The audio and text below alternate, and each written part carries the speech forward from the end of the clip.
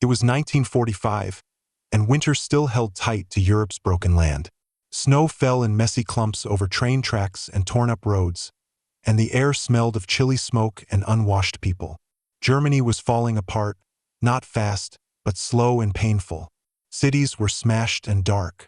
People walked along roads that weren't theirs anymore, nothing at all. In this mess, something quiet was happening, something history books barely mention.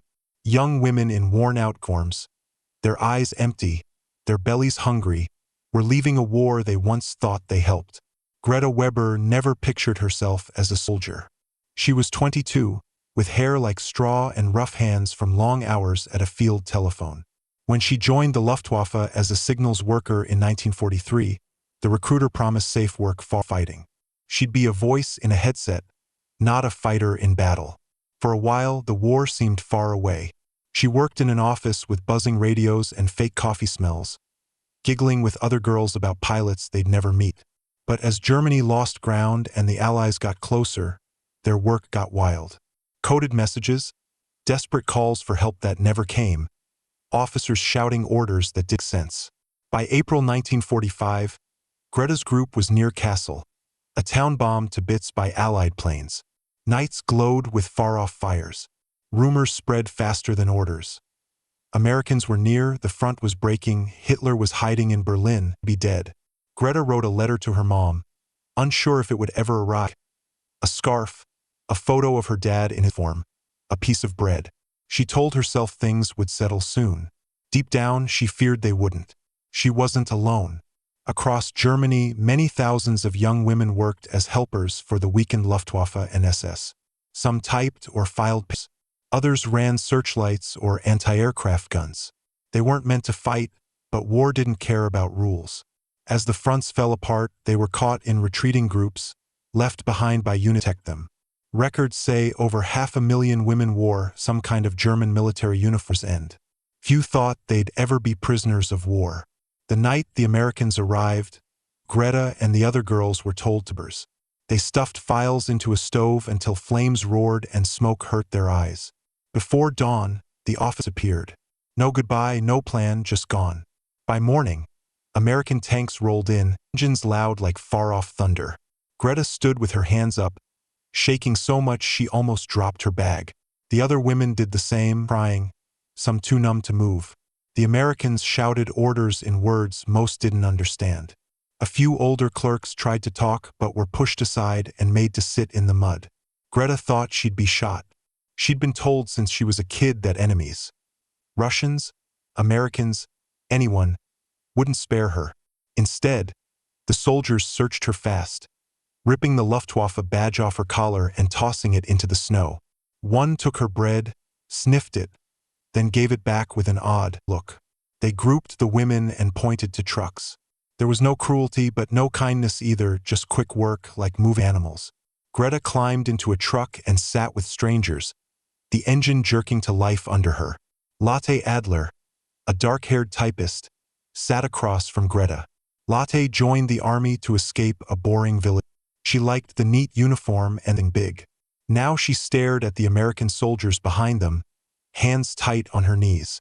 She whispered to Greta in a shaky voice, cold more than scared, "They don't look evil." Greta nodded but stayed quiet.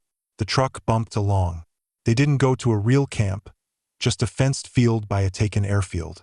Barbed wire shone under a gray sky, and the ground was wet with mud and melted snow. A few tents flapped in the wind, but there were no beds, no heat, no food in sight. The guards, young men in green uniforms, looked almost as tired as the prisoners. They pointed the women to a corner of the field. A translator, stumbling over German, said they'd be sorted and sent west. Nobody said what that meant. The first day was cold and hungry. Greta sat close with Lotte and others, sharing bits of bread and news. One girl cried until she couldn't anymore. Another prayed softly. Night came early, bringing freezing cold that cut through their thin coats. Somewhere an engine started, then stopped. The guards smoked and talked quietly but mostly ignored them. Greta tried to sleep sitting up, shaking hard. She thought of home, her mom's kitchen, and how she thought surrender would mean empty. Instead, It meant waiting in mud, hungry, with no idea what came next. Over the next days, more prisoners arrived, mostly men, thin and tired-looking. They were kept apart, but Greta sometimes saw them. Soldiers stumbling, worn out. The Americans seemed swamped. Trucks came and went. Guards changed shifts. Food showed up sometimes, a watery soup one day, hard biscuits another, some's nothing. The women learned to scavenge, to quietly beg at the fence past. Some soldiers shared a cigarette or bread. Others looked away, not wanting or able to help. One evening, a young American soldier, barely older than Greta, stopped by the fence where she sat. His face was pale under his helmet, his uniform dusty. Paused, then knelt to pass a steaming tin cup. "Soup," he said, the word clumsy but clear. Greta stared, surprised. She wanted to thank him but didn't know the English. She nodded, holding the cup like it was treasure. The warmth spread through her hands, then her stomach. When she looked up, he was gone. That small, almost normal moment shook her more than being captured. The enemy was supposed to be cruel. But here was a boy who looked like someone she danced with. Reason. It made the world feel strange, unsteady. Latte whispered, "Be careful. Kindness can have a price." Greta didn't know what she meant yet. Not all moments were kind.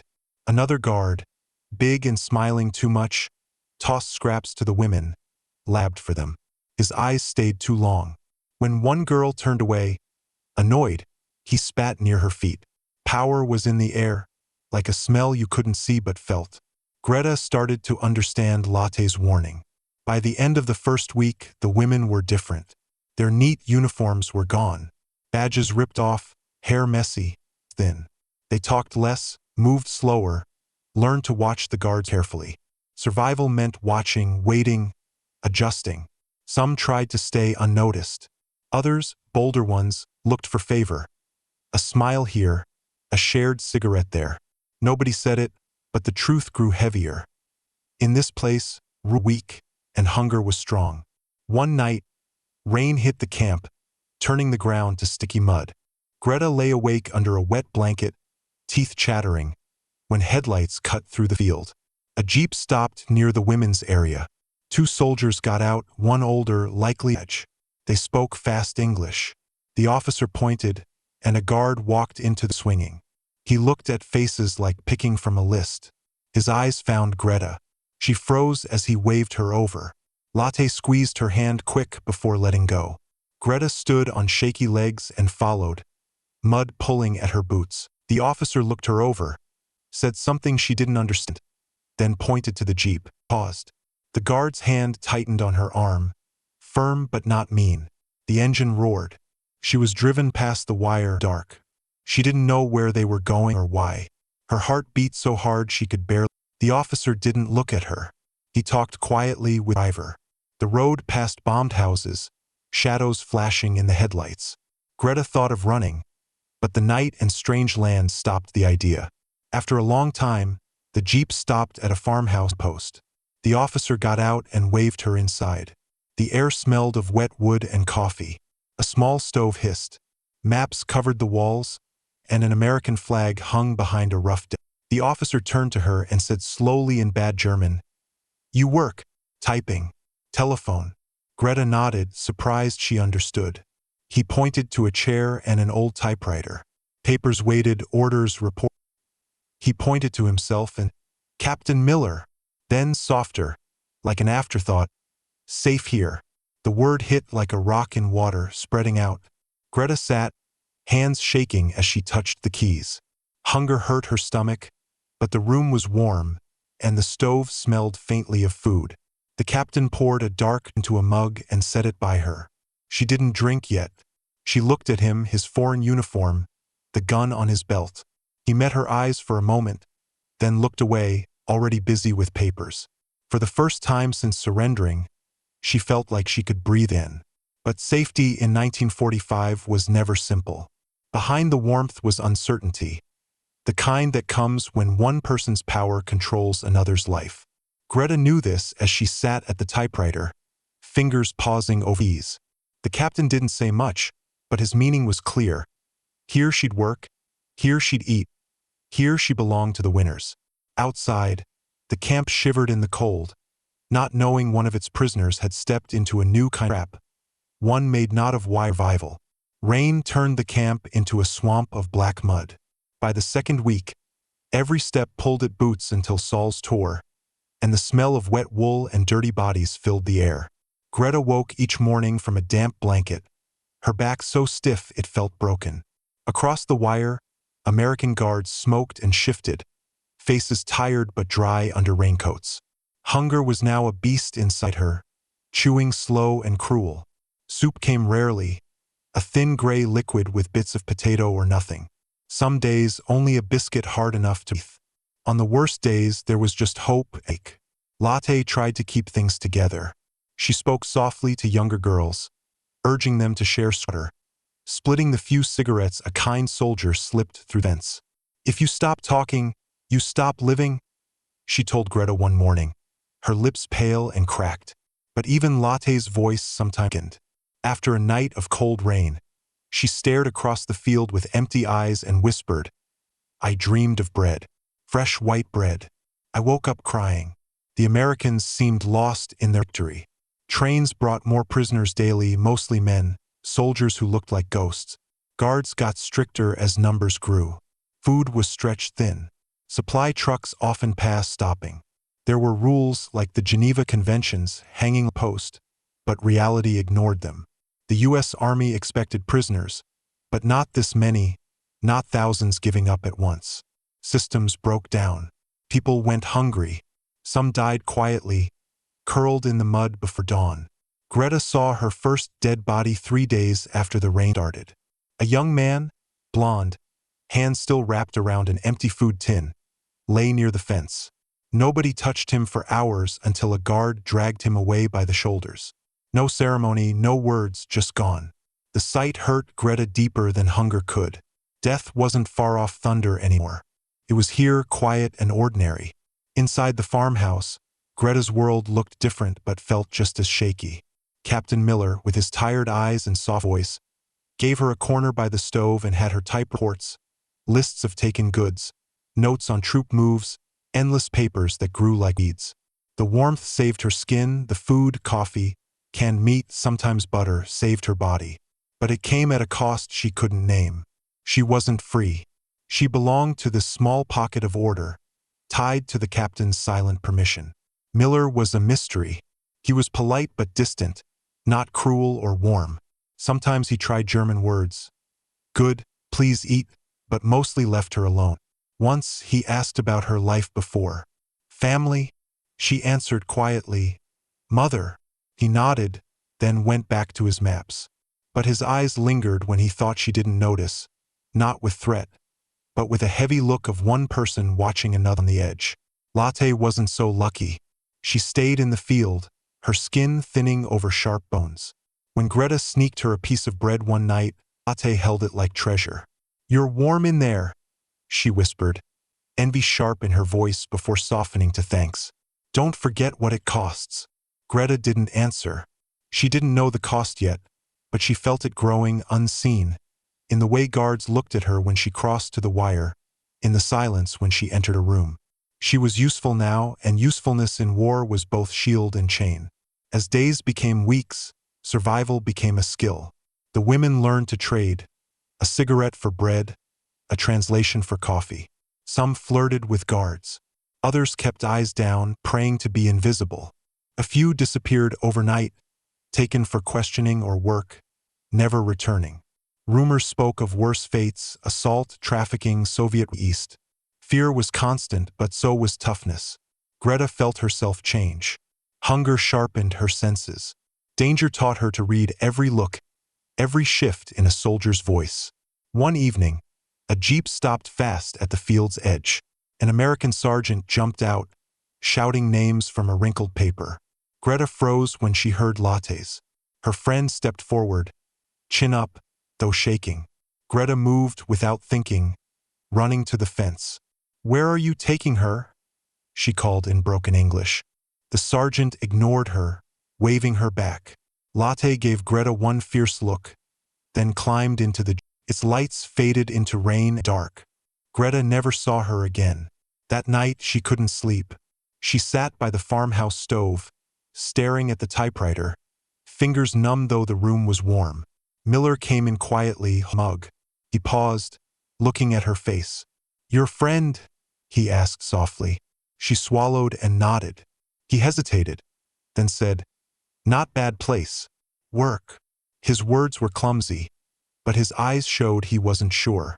He set a mug of hot by her, then left without a word.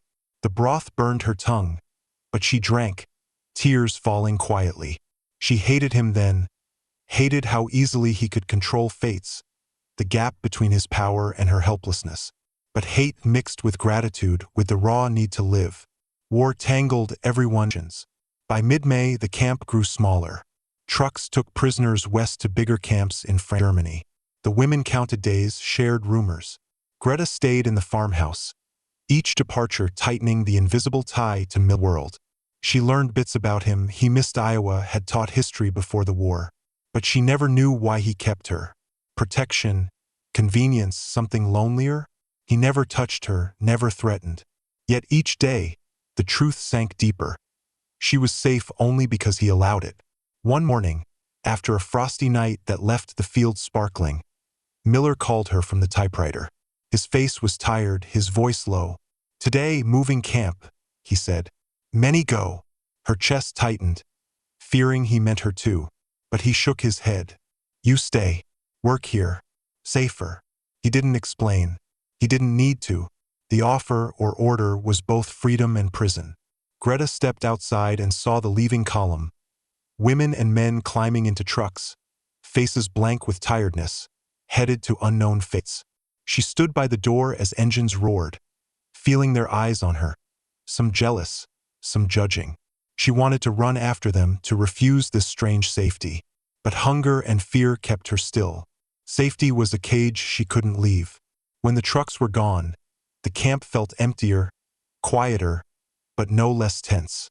A lone guard by the fence watched her with a look she couldn't read. She turned back inside, hands shaking though the room was warm. Miller was at his desk, head over a map. Without looking up, he said softly in English, "Over." Then, after a pause, he added words that chilled her. "But for you, not yet." Greta stood still, his voice heavy in the air. Outside, rain started again, soft and endless. The war outside was ending, but inside this quiet, strange trap, something personal and dangerous was just starting.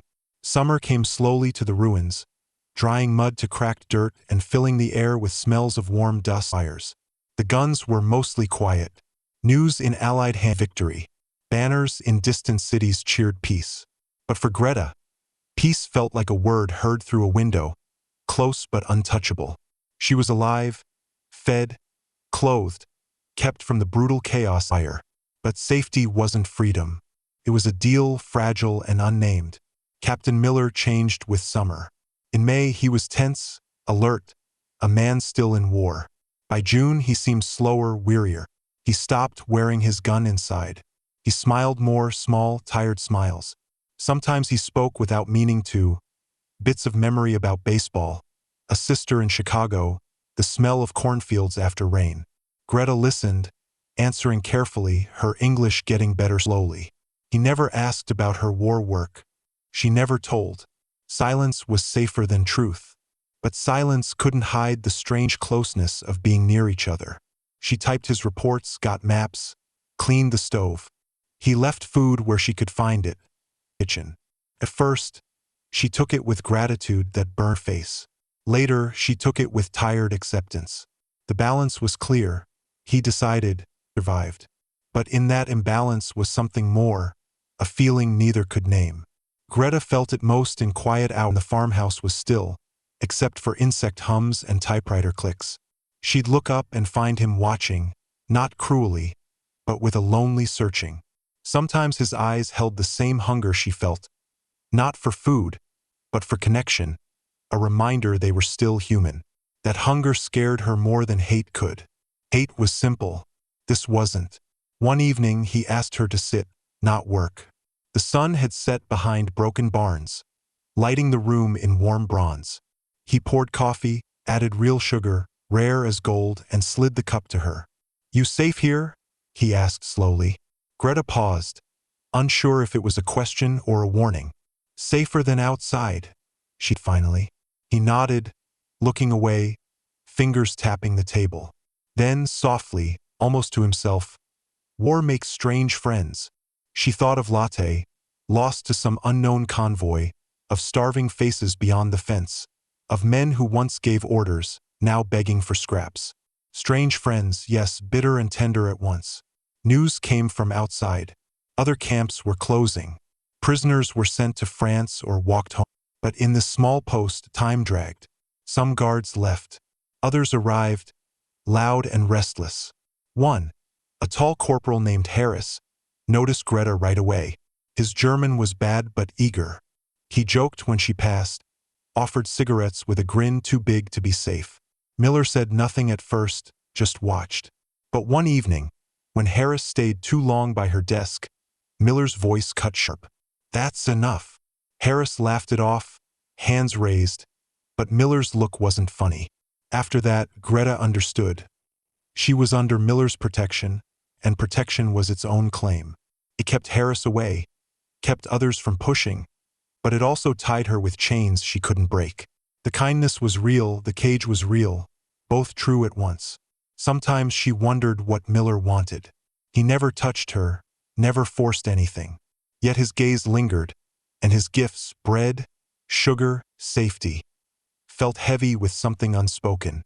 Maybe not desire, but something lonelier. Ownership born of chaos. A man reaching for meaning in the ruins. Still, it was ownership. Greta adapted because she had to. She smiled when he brought coffee, kept her posture calm but not cold, thanked him for food in careful English.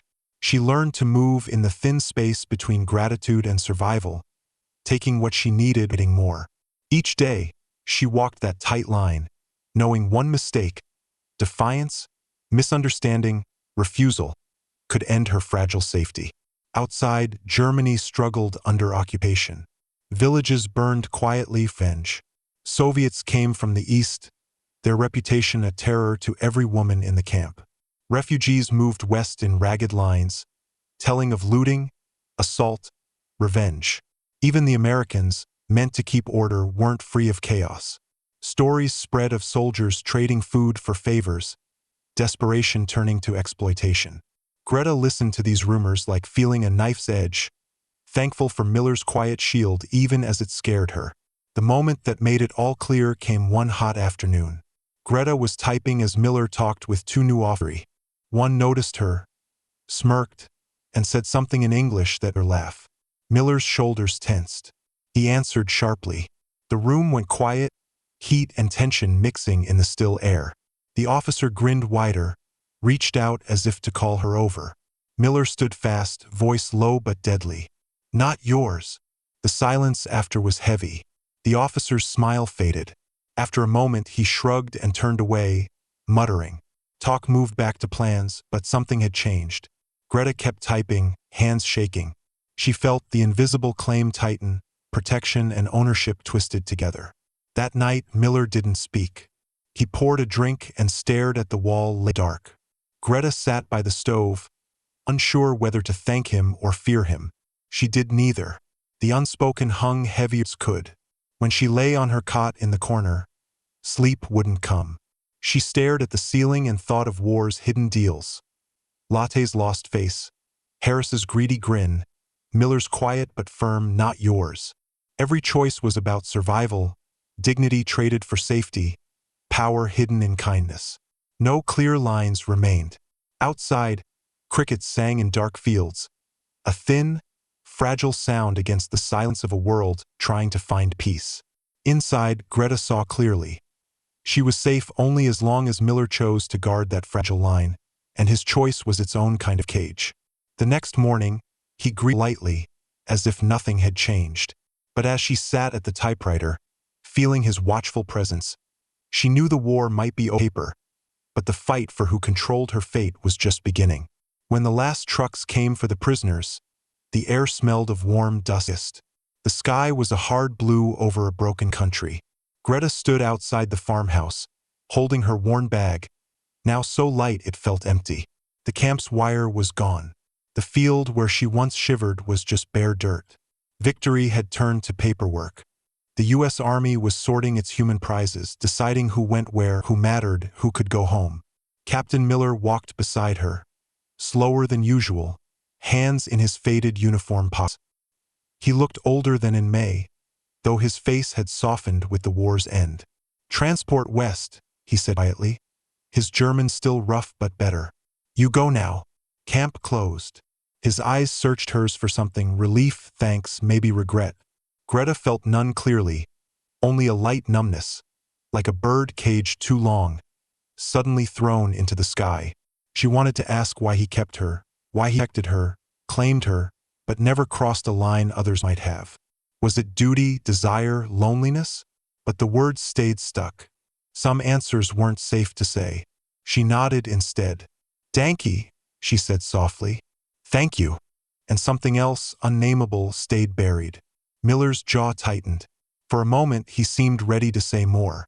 Then the soldier took over and he gave a short nod.